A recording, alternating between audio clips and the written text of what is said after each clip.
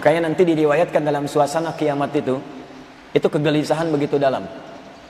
Bahkan di Quran itu digambarkan sudah nggak saling kenal. Yauma yafirrul mar'u min akhi. Setiap orang itu sudah meninggalkan saudaranya. Antum sekarang mengatakan akhi, besok gak kenal ketika kiamat. Lari masing-masing pun. Akhi, gak kenal saya ya, gak sempat jawab. Akhi ilaina ila liqa. Masya Allah, mau kemana? Sibuk dia. Jangankan saudaranya, wa ummihi wa abi, ibu bapaknya sudah gak kenal. Saking dahsyatnya. Gak usah kiamat lah, maaf. Antum saat misalnya terjadi banjir, gempa, macam-macam. Mohon maafkan saya pada saudara-saudariku yang ada di Aceh. Saya cuma cari satu contoh saja. Kalau digambarkan seperti tsunami kemarin di Aceh misalnya dan sebagainya. Coba dalam suasana itu, masih kenal kawan nggak?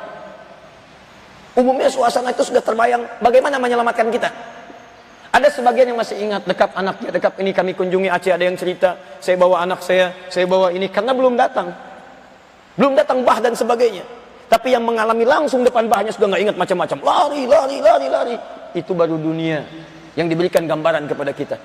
Dan saya berusulkan kepada Allah, saking sayangnya Allah dengan teman-teman di Aceh dan sebagainya, Masya Allah, ayo pulang lebih cepat, insya Allah dapatkan surga yang terbaik dengan izin Allah Subhanahu Wa Taala, sesuai dengan amalan-amalannya.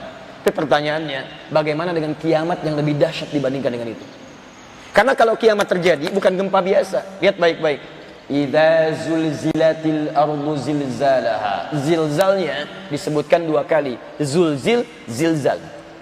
Kalau cuma sekali, misal idza zulzilatil ardu, sampai situ, maka itu yang dimaksud gempanya, meruntuhkan yang di atas runtuh ke bawah.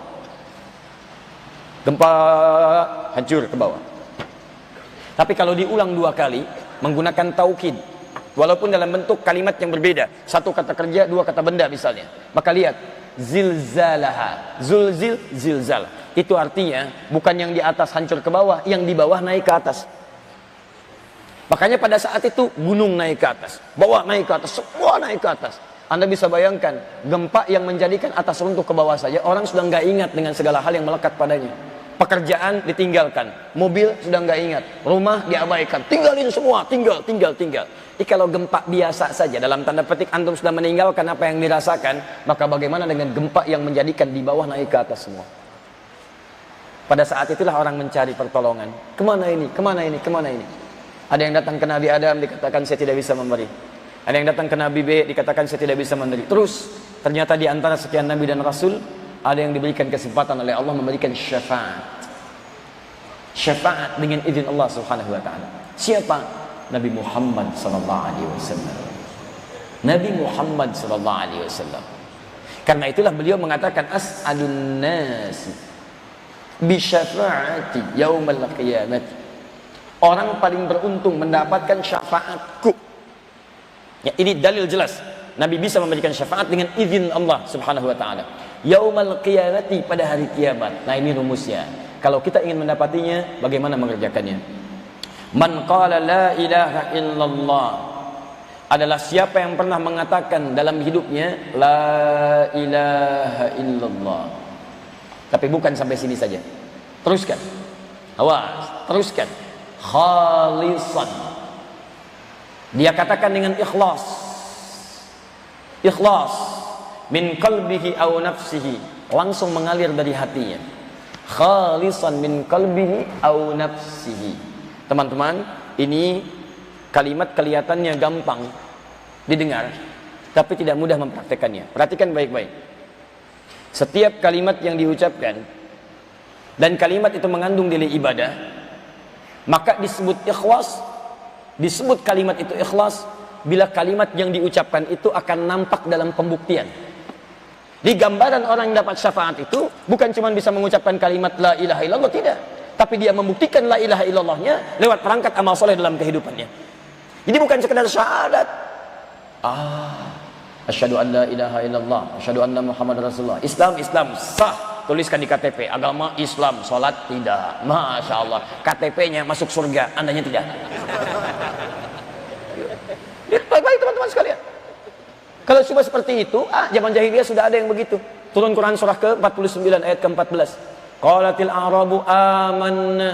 Ada orang Arab Badui mengatakan, Muhammad saya beriman. Sudah bersyahadat dia, syahadu an la ilaha illallah, syahadu anna Muhammadar Rasulullah. Tapi maaf, minta sholat, malas.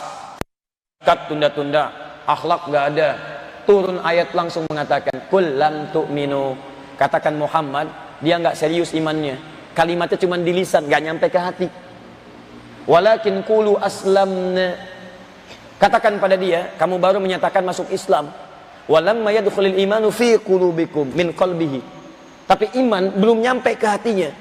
Belum nyampe ke hatinya. Tafsir terbaik dari hadis dan ayat ini kita padukan. Ada orang mengatakan berislam, mengucapkan syahadat, ngaku beriman. Cuman iman, cuman di tenggorokan, nggak nyampe ke hatinya. Karena nggak nyampe ke hati, pembuktiannya nggak ada. Makanya di Quran disebutkan, Quran surah 3 ayat 31, paling kiri sebelah atas. Qul in kuntum tuhibbunallah. Katakan Muhammad pada orang-orang yang mengatakan saya cinta Allah, saya syahadat, saya yakin Allah. Fattabi'uni, ikuti saya dalam mencintai Allah. Kalau mau sholat, ikut saya. Gak bisa, cinta Allah, tapi sholatnya terserah saya. Masya Allah, subuh 3 rakaat. Gak bisa, Nabi aja 2. Nah, jadi kita kembalikan kepada konsep yang awal tadi. Antum ingin dapatkan syafaat, pertama syaratnya syahadat. Gak bisa orang bersyahadat tidak mendapatkan syafaat. Tidak bisa orang yang, tidak bersyahadat mendapatkan syafaat. Karena itu, orang-orang yang didoakan kemudian, walaupun dalam keadaan dia sudah meninggal dunia, tapi tidak bersyahadat, maka faedah doa itu tidak akan banyak berfaedah pada dirinya. Tidak banyak berfaedah. Karena itulah teman-teman sekalian, pastikan jaga syahadat kita sampai kita wafat.